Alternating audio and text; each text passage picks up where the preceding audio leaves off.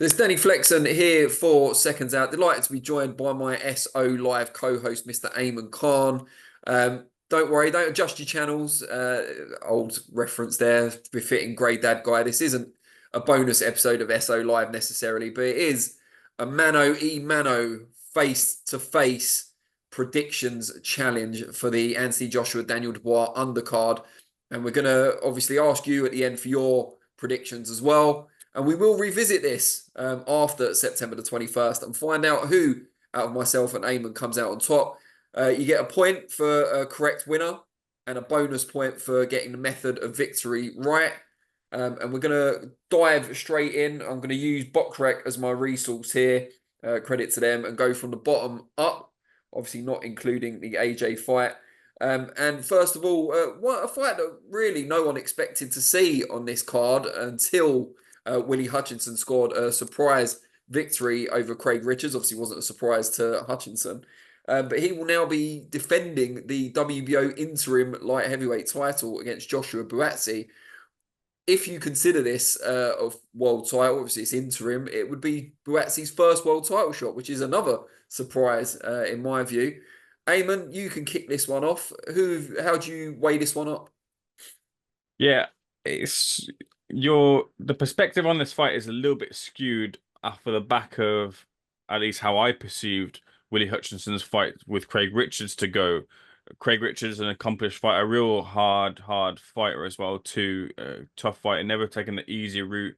Never been a favored fighter either. Had to go away for fights and win to get his opportunities, and he's done that. He carries a bit of power with him too, and he's a good fighter, a good boxer as well.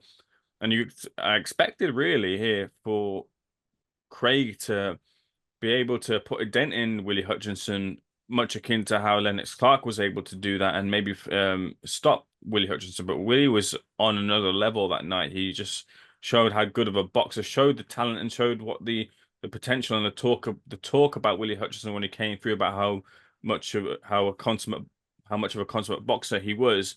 That really shone through on that night. And there was talk about him not being really all that great at super middle and needing to go up the levels, and that would help him. And you thought, well, a fighter who really doesn't punch all that hard and maybe has a bit of fragility when he's getting stopped by Lennox Clark, is light heavyweight going to favor him? He looked really comfortable at light heavyweight. He looked really competent at light heavyweight against someone who's had world title fights and on another night might have come out as world champion against Dimitri Bivol. Yeah, it was a real good performance from Willy Hutchinson, but I don't think he has enough in the tank here to contend with someone like Joshua Buatsi. Buatsi as well too is someone who has been waiting for his opportunity at world title level, probably because Beterbiev and Bivol are at such a high level, and waiting for that to materialize the undisputed like heavyweight titles to be fought for, and then the belts to fragment, and then capture one of those belts like this interim belt that he's got right now, or maybe have a crack at one of the two when the timing is right. And Buatsi again hadn't shown his potential as well too. He's shown fits and spurts of his potential, but not really been at that high level yet, like his other rivals have, like Anti Yard has, like Craig Richards has, as we were talking about. Never really taken that opportunity, and we were kind of looking to see Joshua Buatsi have that type of fight there. The only real fight where I've seen Joshua Buatsi have a real bit of adversity is against Marco Kalic, and that was a number of years ago now. And ever since then, he's really kind of like should not been at the level that we want to see from Buatsi. Hopefully, this fight does set up that. And against Willy Hutchinson, I think Willy's going to look good in the first few rounds, and I think Joshua Buatsi is going to push through the gears here. I think he might actually end up stopping Willy Hutchinson in the later rounds. So I'm going for Buatsi by TKO victory in round 9. So Willy Hutchinson has looked so much better since moving up to light heavyweight. Obviously, his super middleweight journey culminated in that devastating defeat to Lennox Clark, who I'm not sure quite what's happened to Lennox, if he's retired or if he's just taken a well-earned break. But we would like to see him back. A bit of an aside there, but he's a lovely fella. Um, yeah, and he's looked better, but against mediocre opposition until the opportunity came up to fight Craig Richards on the 5v5 show and just seemed to confuse him. Maybe Richards was expecting Hutchinson to be more aggressive in the fight. I certainly was. But thought more of a counter-punching style. Thought it was quite an impressive win for him as well. I know there's a lot of talk about Richards and why he didn't perform to expectations, but how much of that was down to Hutchinson not letting him? I thought it was an excellent performance. He's earned this shot and comes into this as a... Is he WBO interim champion, as I said at the start? I'm starting to think maybe it's vacant and they're both going for it. I can't remember which way round it is. But Buatsi's been waiting for an opportunity like this for a long time, and it comes against someone that he may not even consider his best opponent to date, which is an interesting one. We want to see the Buatsi we saw against Ricards Bolotniks, I guess. The clinical, aggressive fighter, not the one who's, laboured to an extent in points wins over his friends in Craig Richards and Dan Aziz. This is someone that, if you think the pre-fight fracas between the two was authentic, should be able to get Buatsi's blood pumping a bit more. So I agree with Ayman in that I think Buatsi is too good overall, just a good all-rounder, experienced Olympic bronze medalist.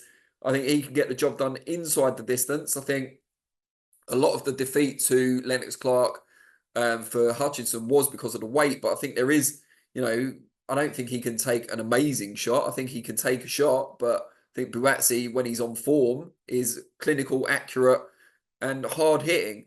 And I think he can find the shots, particularly in the second half of the fight, to get Hutchinson out of there as he tires. Buatsi has been the 12-round distance a lot more. I'm not sure if Hutchinson ever has.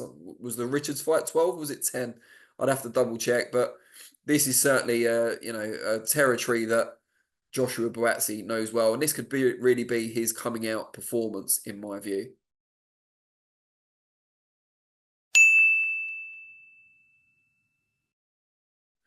And then we move on up the card on BoxRec order. Anthony Cacace, Josh Warrington, a fight that no one was really calling for a couple of years ago, but has become one of the most intriguing and exciting and compelling fights on the show. Anthony Cacace, of course, coming off that big win over Joe Cordina, similar to Hutchinson, an upset win, but now a world champion, already had the IBO belt, but took the more highly regarded IBF title from Cordina, and goes in defending against a former world champion in his own right, in Josh Warrington, who just a couple of years ago was one of the best pound-for-pound fighters in Britain, arguably. Has had patchy form since then, problems with injuries. I will happily go first on this one. I think Cacace's been underrated for a long time. Very good amateur, hard-hitting, but also technically sound. Awkward operator, rough and tough, and pretty good on the inside for someone tall and rangy as well. Even so, I still expected Cordina to come through. I don't know if I appreciated how much Cordina was struggling at the weight at this point in his career.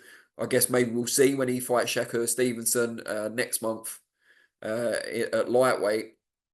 But this one at super feather, I think Cacace is going to come in full of confidence. He'll feel that he's finally proved the point that, he is a genuine world-class operator, something that he will say he knew already. I know he came very close to beating Martin J. Ward in what was a kind of a jumping off point for world level at that point. And then you've got Warrington, who for him, I guess, last chance saloon in a lot of ways. He's winning that fight with Lee Wood before Wood found the punches to get him out of there, a stoppage that Warrington still disputes. He's been a world champion. He's fought at the highest level. He succeeded at the highest level. Who can forget the gripping win over Carl Frampton all those years ago, really close to Christmas, but excellent fight, put everyone in the right spirit for the festive season. And this fight, in my view, very much comes down to, and this is no disrespect to Cacace, how much Warrington or how much of the old Warrington is still there. I don't know if there's going to be quite enough to fend off Cacace, who, albeit, the wrong side of 30, if you like, from someone who's the wrong side of 40, who is in the form of his career, the form of his life. I think Cacace comes out on top. I think probably a late stoppage. It could be points, but I think more likely a late stoppage. I think Warrington will give his absolute everything, as he normally does. But I think Cacace is smart enough, savvy enough, and hard-hitting enough to pick him off when it counts, maybe even overcoming a points deficit to do so. Danny, we've agreed on the last fight, but I think this is where we split in our opinion, and this is where we're going to have some intrigue looking back on this fight, because I'm going with Josh Warrington here. I'm glad you mentioned the past, because Cacace was a fighter. When I was first coming into the boxing scene, my first show was Midlands Mayhem, and that was the show where he challenged for the British title against Sam Bowen, and he wasn't favoured in that fight. And I remember asking a friend of mine, Steve Wellings, a little bit about, as I do with Irish fighters, where I've got a bit of a knowledge gap on. And I say, what do you know about this Anthony Cacace? He says to me, look, he's got all the talent in the world. What you got to question is his drive, if he really wants it. There's kind of conversations as to him getting in the gym, his commitment to the sport, and whether he really wants to climb the ladder, because maybe boxing isn't really for him. And on that night, rewind actually a little bit before I got the chance to interview him, and asked him, like, what's going to happen in this fight? What happens if you lose? And he said to me that, and it's been the most convinced I ever have been of a fighter when they say this, says, I won't lose. Like, I'm going to win that fight. And he did win on that night. He beat Sam Bowen. It was a real good fight. And I wanted to see him get an opportunity high up the chain. It's taken a long time for him to get it, but he seized his opportunity against Joe Cordina, and he won the world title.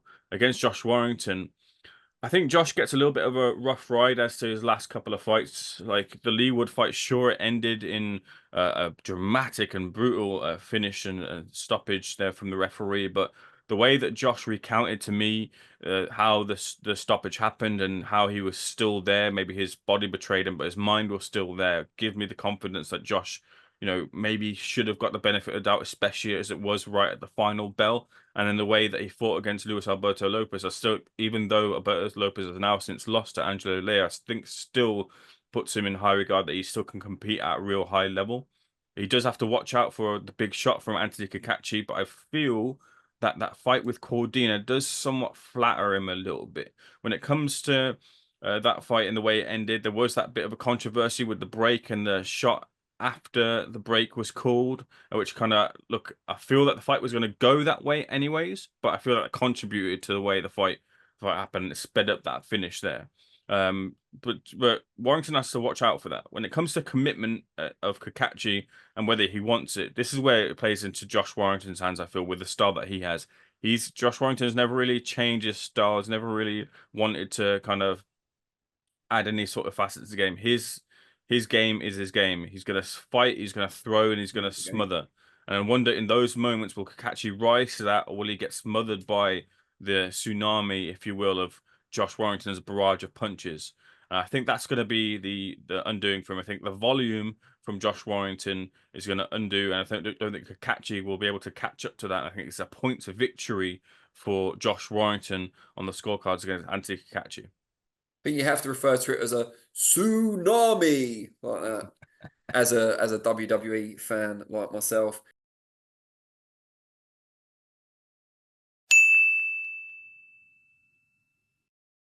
All right, so we've split on that one. Let's see on the next one.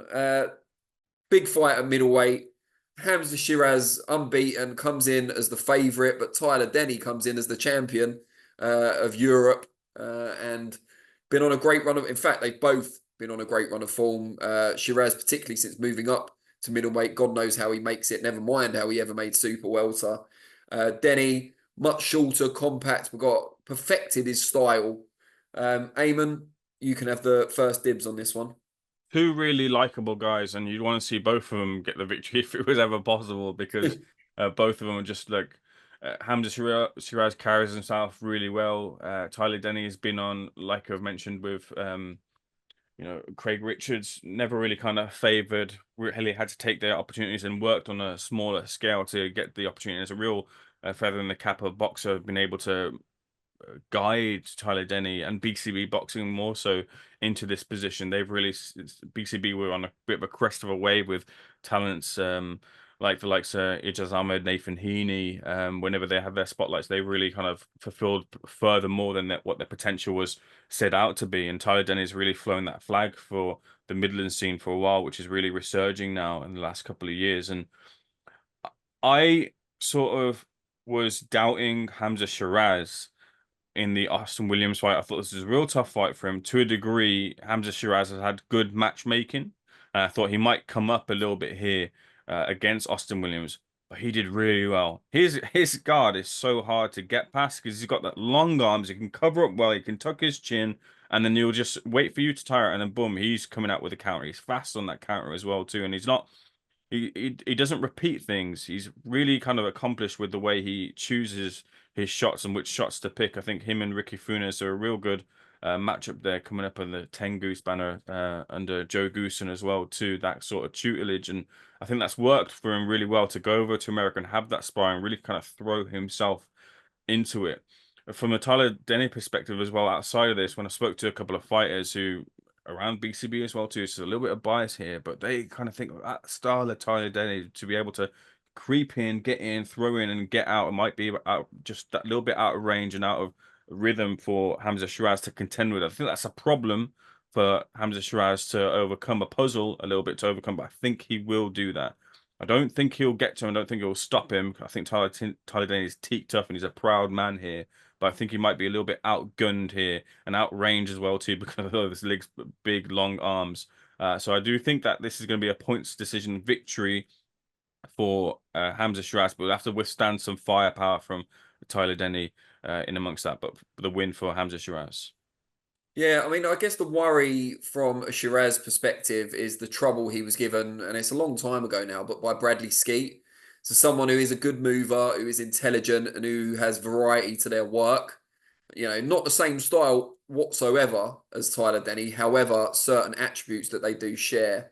I think Denny, he fights the same way every time, but the opposition he's faced has not found a way to overcome it. And I think we keep, I mean, he had in the past, obviously, he does have defeats on his record, but in recent times, and I think the theory among some people was as he keeps stepping up in levels, eventually he will be found out. There's not enough of a, guile there. There's not enough extra craft at top level. And then he fought Felix Cash, and was an underdog, and the fight wasn't particularly close, and he won that one at a canter. So, and some of that might be down to the long inactivity that Cash had and working with a new trainer for the first time. But I think you have to give Denny a hell of a lot of credit for the run he's been on. Similar to Dan Aziz, another boxer fighter, in that they've built him up well and gradually increased the quality of opposition. But the worry here is that just as Aziz ultimately came up a little bit short against his friend Joshua Buatsi, that Denny is taking it a step too far here. He's made an advantage of being the shorter, less rangy man in previous fights. I'm not sure if it will work as well against Sheeraz, who is someone who knows how to use his height and reach better than most. Sheeraz has impressed me continually since he moved up to middleweight, not just with the power, which is obviously going to come when you're not killing yourself to make weight anymore, but also with the way he sets up the shots, the intelligence of his work in defense as well as in attack. Ricky Funes deserves a lot of credit for the work he's done there. He obviously worked predominantly as an assistant for many years before coming to prominence with Sheeraz in recent times. It always seems like a really great guy, and the way he breaks things down suggests a very intelligent boxing mind as well. And I think Sheeraz shares that. Sheeraz, very articulate guy, very smart. Excellent talker, but also an excellent fighter and someone that knows he's not the finished article yet, so he's constantly looking to improve. And I think he's a bridge that's just a bit too tricky, a bit too tall and rangy, physical advantages for Tyler Denny to overcome. So I'm going to agree with Ayman on this one. I think it's going to be a points win for Hamzah Sheeraz, and he can show what he's got over the full distance for a change, because he's got used to banging people out in recent times or grinding them down in some cases.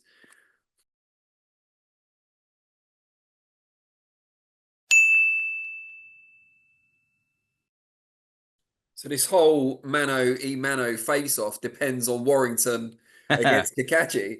But yeah, let us know what you guys out there think in the comments below. Do you agree with the three picks that we've agreed on, or are we both, talking out of our asses? And yeah, really appreciate you all watching, and hope you've enjoyed it as much as we have making this.